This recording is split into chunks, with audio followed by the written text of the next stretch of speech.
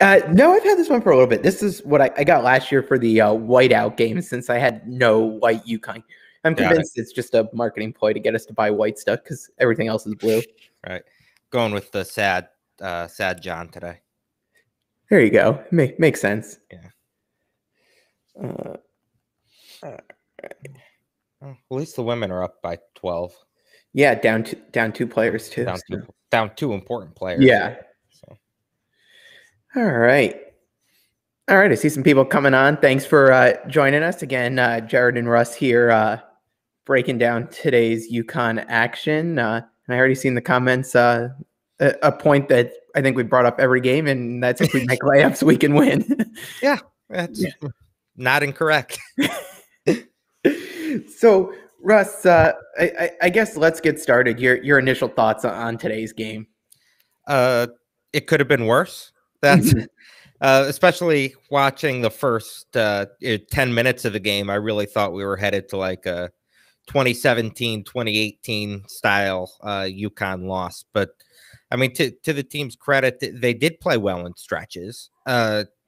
Defense in the second half wasn't very good. That was a little concerning to me. The missed layups, I know, was noted already. Didn't love some of the decision making offensively, but overall, I mean, they fought. They're down their best player and two other key players, and they went toe to toe basically with a top 15 team on their home court. I know they lost by 8, but they were right in it until the last couple of minutes. It's frustrating, but the team needs to basically tread water until Book Night comes back, and part of that is going to be, unfortunately, losing at Creighton.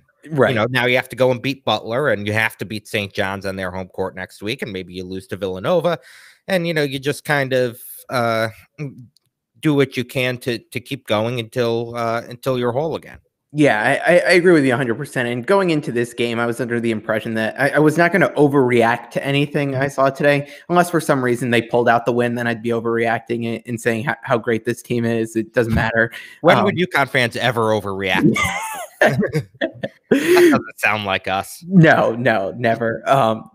But it was just one of those games where, again, early you thought there was a chance they were going to get run off the court there. It looked like they couldn't do anything. And it was one of those moments where I kept thinking to myself, like, hey, like they're playing like absolute crap. And yet they're only down, 5 or 6 here. And I'm not sure what it got to the biggest maybe in the first half. Was it 8 or 10? I think it was 10 in the first half. Yeah.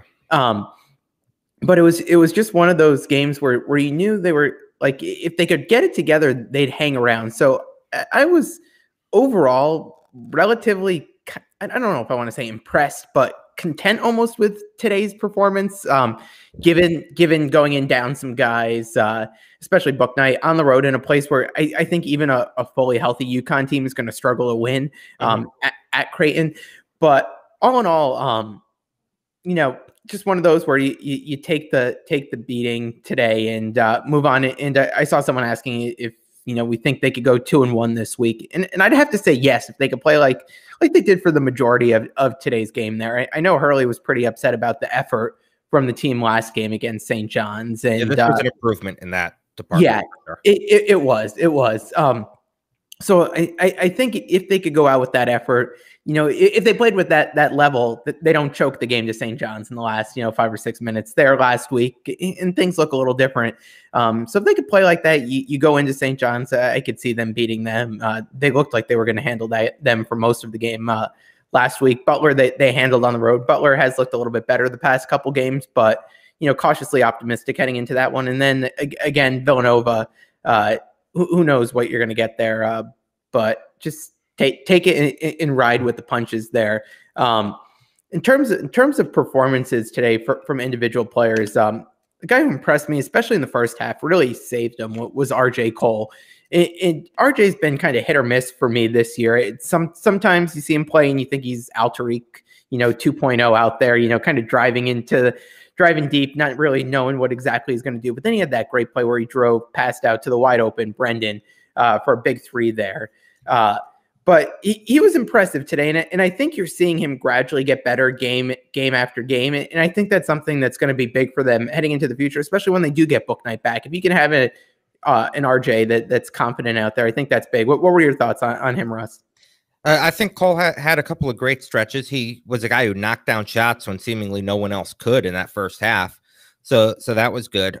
Something that I think showed a little bit today, and I know Tyler from a dime back has brought this up multiple times, is it seems like defensively he's maybe a step too slow to keep guys in front of him. And that probably wasn't an issue at all at Howard, but, going up a few weight classes to the Big East, it is. Also didn't love that play. Game was probably over anyway, but in the last minute when he drove the baseline, looked like he had a layup and then passed it out. Yeah. They took another 10 seconds off the clock and got a 2 anyway.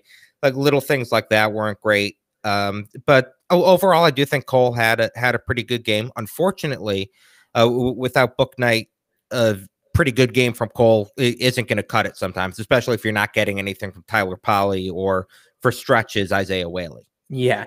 And again, even Tyrese Martin, who seemed to evolve of late and really take on a lead role, didn't do a whole lot today either. So, when you think of all that, the fact that they, only lost by 8 today, still somewhat impressive to me. Definitely needing more from Polley. I mean, he carried them those first few games when he got hot, but just as hot as he was at that point, I'd say he's been pretty cold the past couple games. And I don't know. Some of the shots are looking a lot more forced to me.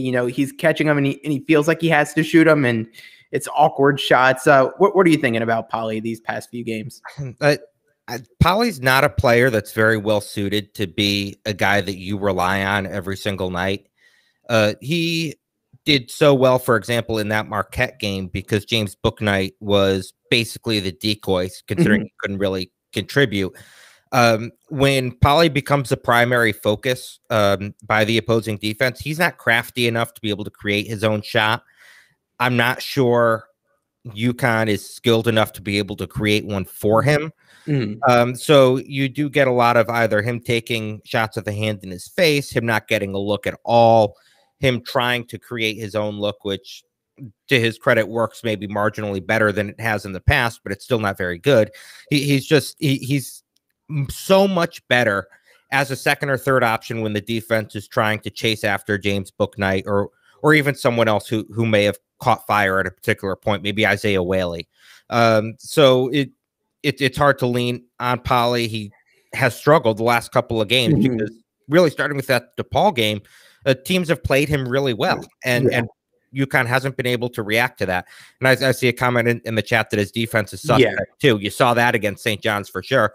I think defensively he was a little bit better today, but certainly he is more of a liability than an asset on that end. Yeah, and again, when it comes to Polley, if he's hot, you ride him, and if he has some lapses on defense, it is what it is. But when he's not giving you really much of anything, when he's not hitting shots, there have been some games where he becomes aggressive and he goes after the boards and plays those pretty tough. Haven't really seen that as much from him of late. Maybe it was getting that black eye in practice that knocked him down a little bit.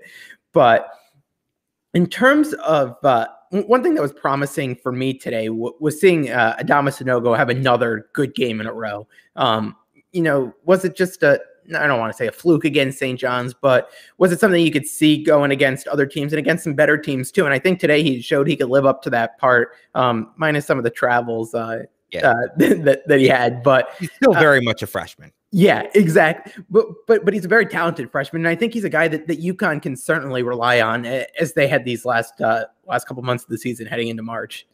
Yeah, I mean, he is probably the only player on this team right now that I feel comfortable watching shoot the ball within 5 feet of the basket, which is funny because that should be everybody. Yeah, but he is an incredibly skilled player, as is being said in the chat right now.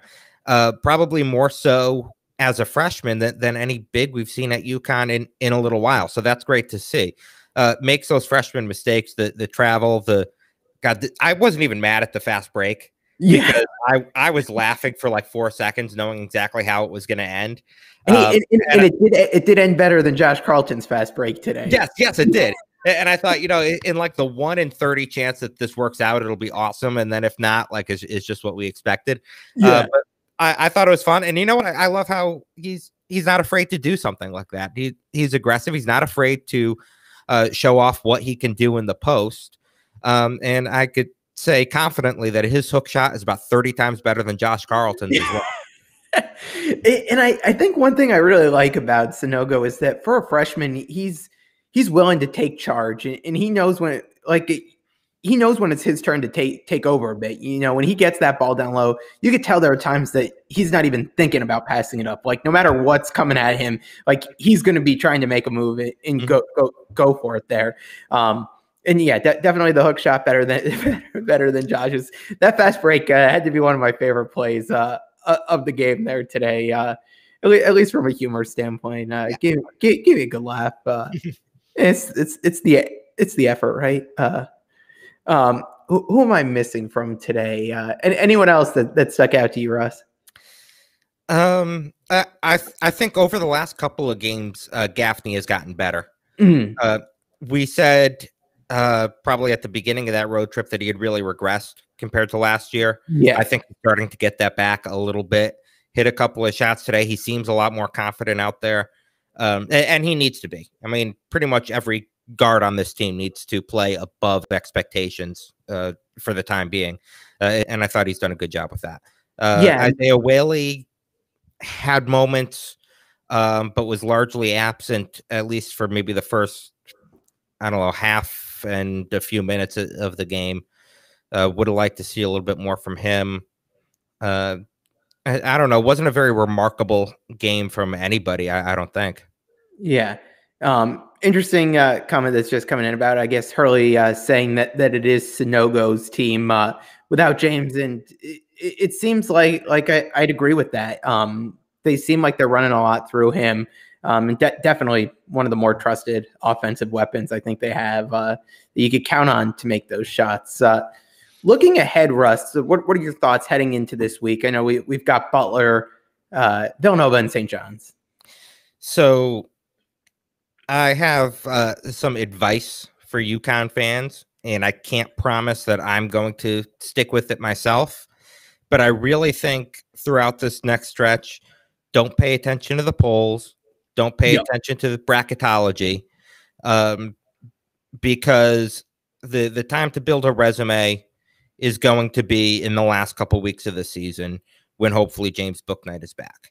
For now, do what you can to stay in the Big East race, which means win the games you should win. And they play Butler and St. John's this coming week. And those two games are so much more important than at Villanova, in my opinion.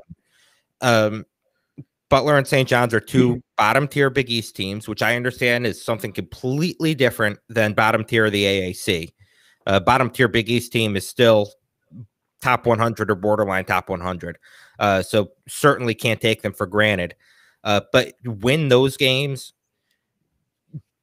throw your best effort out there against Villanova, see what happens. Throw your best effort out there against Seton Hall, see what happens. Maybe you could pick one of them off, maybe not. But beat the teams you should beat. And really, if they fall into like the last four in, first four out in the bracketology projections, and if they stop getting votes in the AP poll, don't worry about it right now. The time to make up for that will come.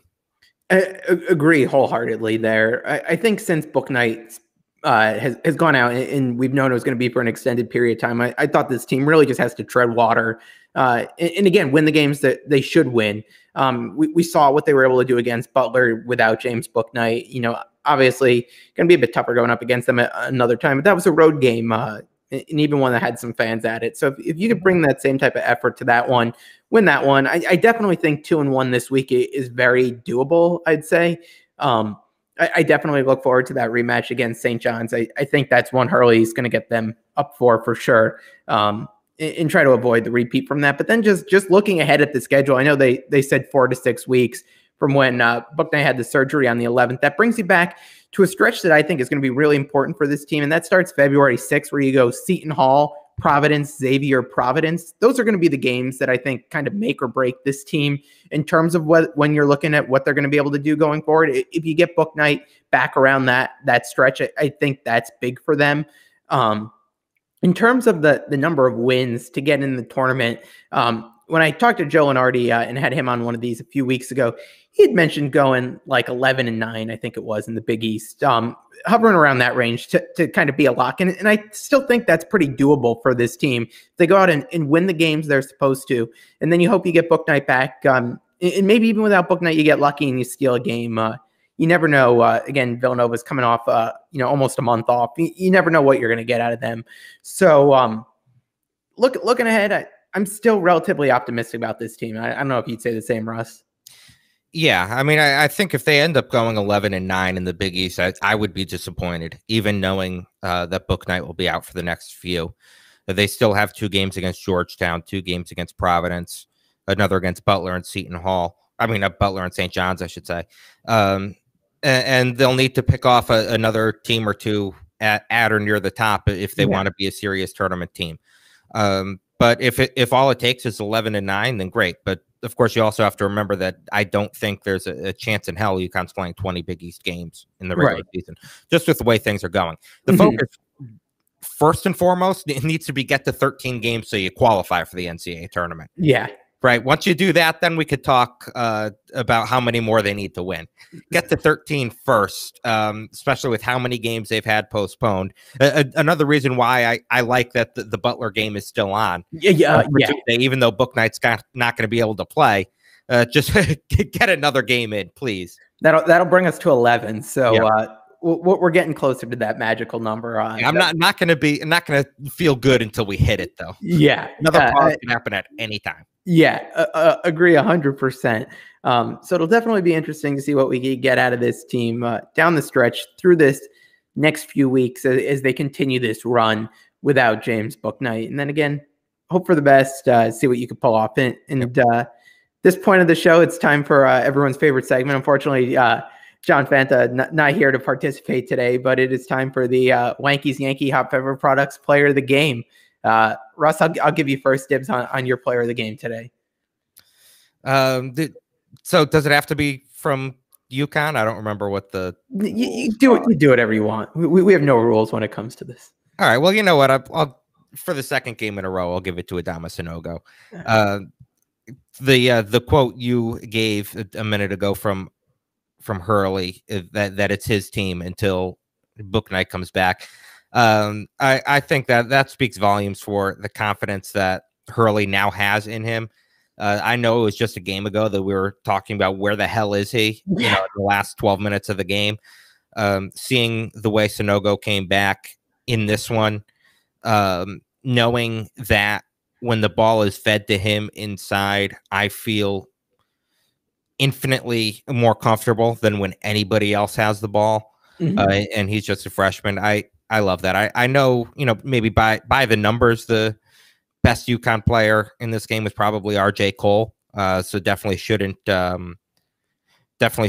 ignore him. He did have 14 points. Looking at the KenPom box score now, an O rating of 117.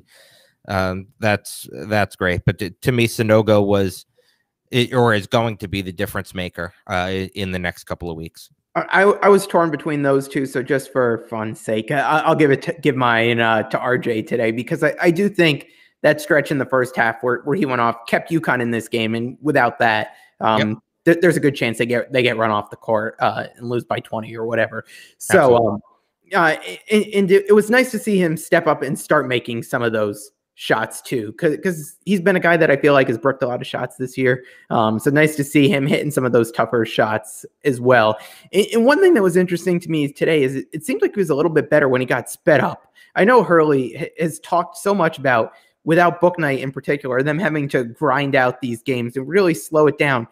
But I don't know. I'm not necessarily sure I agree with that. For some reason, I like this team out playing a little bit quicker. I don't know about you, Russ.